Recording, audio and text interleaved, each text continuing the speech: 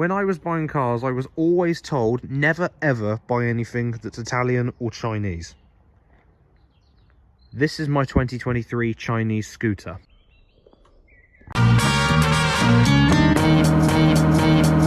Yo, what's up everyone? It's Pomerak Child, and well, you may remember I've done scooter videos before, and as it turns out, here is another one. I had a hiatus. In Christmas 2021, I sold Gandhi II, which was the red Honda SH50, the ex-post office model. After that, I got an Aprilia, which was so bad. It didn't even deserve photographs. It was leaking fuel all over the place. It had no headlights, and at the time, when I bought it, I thought, yeah, this is good. And then I came to my senses and realised that it was a very, very stupid idea. So I didn't have that for longer than around a month. So since then, I haven't had a scooter until now. I got this at the start of March, just before I went away. I had a lovely time in Namibia, thank you very much for asking. And I got this when the new 2023 registration plates were launched. I went there just at the start of March, and well, it was a beauty.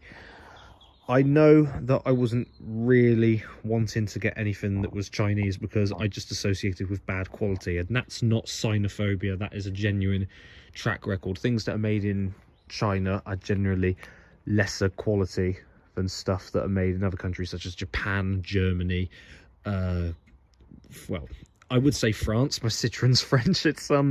It's all right. It served me well. So I would say France as well. But again, it is a mixed bag. It depends with what you experience with. But for now, I will say France do make reliable vehicles. Okay.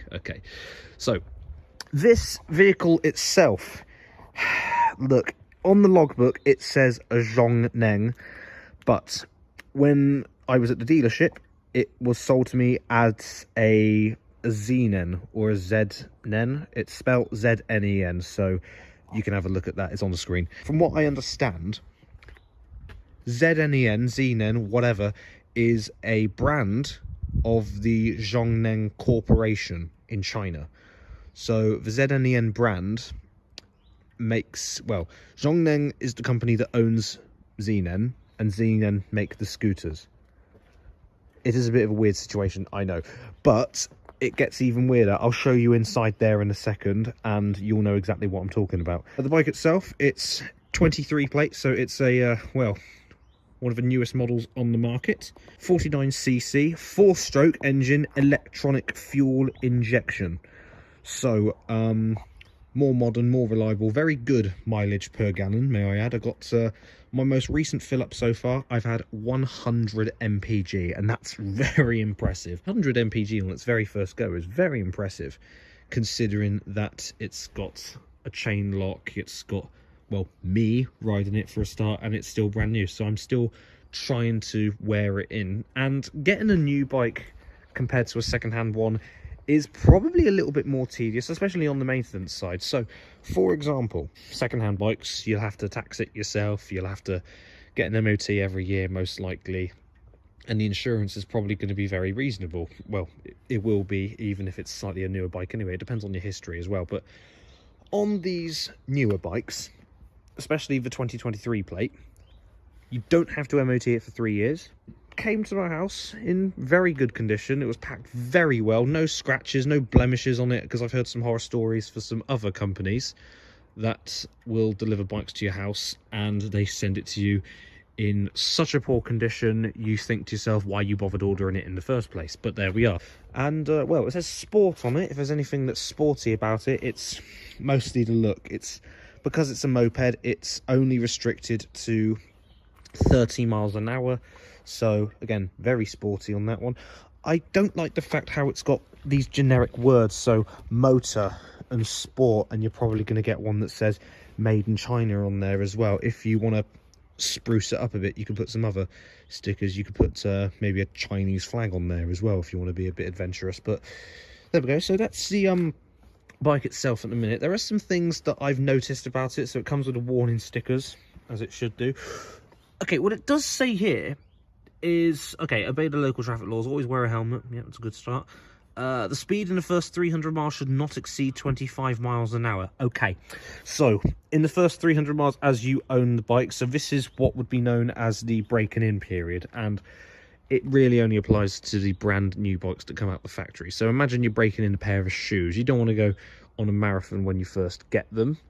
You want to slowly ease the bike in so that the clearance is on the engine and the engine's got time to adjust to your riding style. So you don't want to hammer it, and you want to ride it at least. So on average, you want to keep a nice generous speed. You don't want to rev it all the time. You can do it later, but not during the first couple hundred miles. Tire pressure, oil level, turn signals and headlights. So yeah, you do that anyway, so that's fine. Starting instructions as well. So this is the first bike that I've had, believe it or not, that has had a kill switch. You've got your kill switch, you've got your electronic start there. There's a kickstart on the other side as well. Indicators, horn works as standard. So this is the first bike that I've had that's had the lights always on. I'll show you what I mean. So the lights are off at the minute. Turn this on. The lights come on as soon as you put the keys in.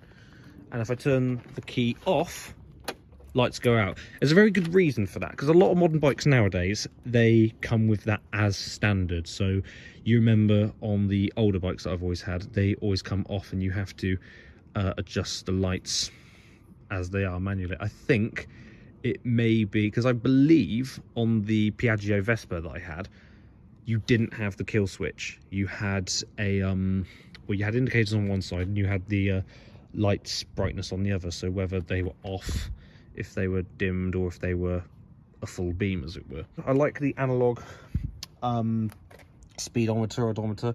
It does look a little bit like a Lexmoto in that respect. It's got 220 generous kilometers on the clock. That's in kilometers, not miles, because kilometers come first on this one, and I've checked it as well. When it hits 300 kilometers, it is due for the inaugural service. So at 300 kilometers, I need to take it for a service at a dealership, and that is a little bit of a problem. When you get the new bikes, you're bound to, you know, you got to have it serviced at 300 Ks, then 1,000 kilometers, then 2,000 kilometers in order to keep the warranty, which, to be honest, with the Chinese bikes, they can be a little bit hit and miss. So you need the warranty to, you know, be decent enough for you to want to buy the bike, and you want to keep the bike in a good enough state for the warranty to be valid. So you've got to uphold that part of the bargain as well, if you understand what I'm saying. So other things in the bike itself, got nice tires. You got the exhaust there, quite modern, air cooled as it should be. You got the oil dipstick in there as well, air filter, nice engine cover there. Looks quite new, looks very well built, if I'm honest, as well. You've got the disc brakes at the front and you have drums at the back. Looking pretty tidy itself. And believe it or not, I have had no issues whatsoever with this bike. At the moment, I have had no issues with it. So I'll take the key out. You can see I've got a little disc lock, and I've got the chain lock in here. Nice little pocket for it. The only issues I've had with the bike have been with my own incompetence, and I'll explain what I mean by that. So you've got a little storage area in here. Now this is really cool because it comes with a USB socket. I've never seen that before.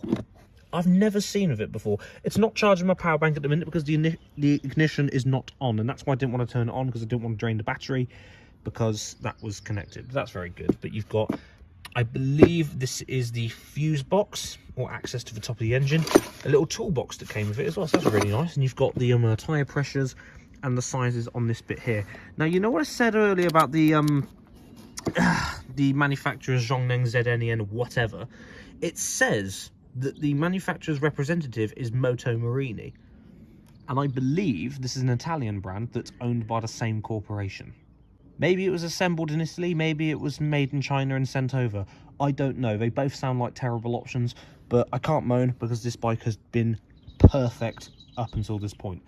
Unleaded gas only, and it says only use E5, and I was told this at the dealership as well. Only use E5 fuel, so don't go for the E10, just keep, you know, with the super unleaded. Go for the pricier stuff. It's, well, that's what it says, so I've been going for that anyway, which has been going all right so far, not too bad. So the problem I've had at the minute is that even if I leave that power bank in, because it barely doesn't take any space, this helmet, for example, is an open face one, not too big, nothing too stressful. I'll put that in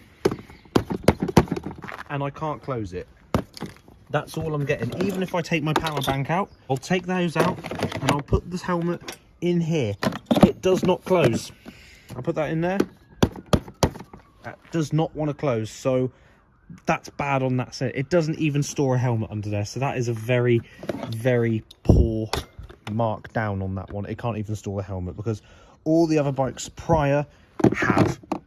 Hello again, it's just me from the edit. I just wanted to point out what I said was wrong. Both my Honda SH50s did not have underseat storage. It's a very thin bike as well, so it's very skinny, so it's not that big, but arm's length. It's very small. It's perfect for me because I've got a very small gate in my house, so what that does is it lets me get the bike in and out of the side gate easier, which is fantastic. So it saves it scratching the bodywork, which, you know, it works for me. It works well. I can't get anything under the seat, and what I've noticed as well is whenever I go around a corner, only a left-hand corner, you'll see that this side stand is a little bit scratched already. That's because if I go a little bit too far left on an angle, it will actually scratch against the road, and so that's not good already. You'd think that the side stand would be raised a little bit higher to accommodate that, but no. If you go too far on an angle left, you'll hear it go and it will scratch the hell out of it, which it has a little bit now, so that's a shame as well. On the other side, it doesn't have that problem because it doesn't have anything to scratch against. So if you are going to go round a wild corner, make sure you're going right and not left. The only thing that I had to do when the bike arrived was put the mirrors on. That is all I had to do. The battery was already connected, the fuel was already in there, the number plate was already on. It was just a matter of putting the mirrors on, and it's all looking good so far. So I mean, all of this, I like the modern touches it has with the indicators. They're all LEDs as well. The lights are always on. I've had no issues with it whatsoever. I haven't had to change anything yet. It's the only issues I've had with just going around the corners, which is a design flaw more than anything. It's nothing that I've done. It's nothing that's just naturally come about. It's nothing like, oh, the tire's gone or whatever. These are just things that were, well, these are things that what made the bike itself. This is just part of the bike's character. So I'm going to be taking it for a service soon, and when I do, I will let you know how that's got on as well. But at the minute, it's all looking pretty good. It could do with a little bit of a clean at the minute. Engine looks very good. Transmission looks very good. It's serving me well. It gets me around pretty quick. It does pull me back a little bit. It does make me feel like that I can't go any faster than what I did. And if I had this against my other, well, both the Honda mopeds actually, because they were two-stroke, I reckon the Hondas would get me there quicker.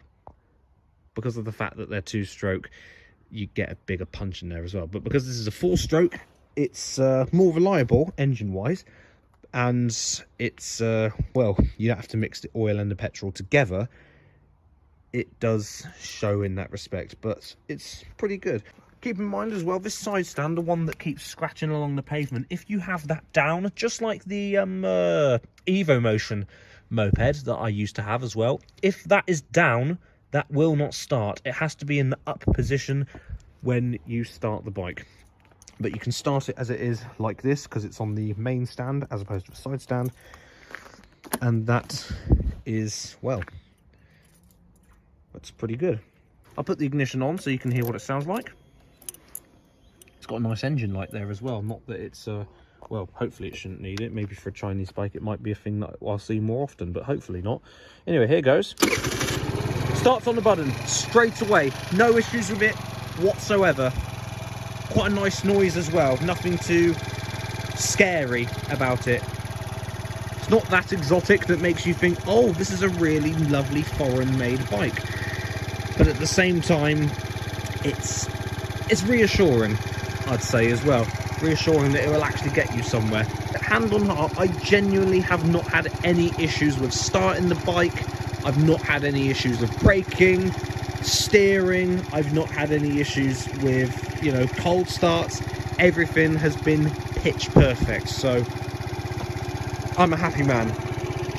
I have no idea what I'm going to name the bike at the minute. I was thinking Byche, Dick Van bike, maybe Gilgamesh because of its you know, giant stature. If you want to give it a name for a bike, let me know in the comments and I'll pick out the best one. Anyway, please like and subscribe, and peace.